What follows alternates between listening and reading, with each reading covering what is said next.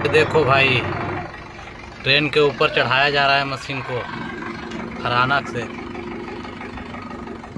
Train के डब्बे को, मालगाड़ी को खाली करने के लिए। भाई कितना आराम आराम से चढ़ा रहा है वो, देखो भाई ध्यान से छोड़ रहा है भाई। ना आगे मतलब ऐसे बूम खोल देगा ना।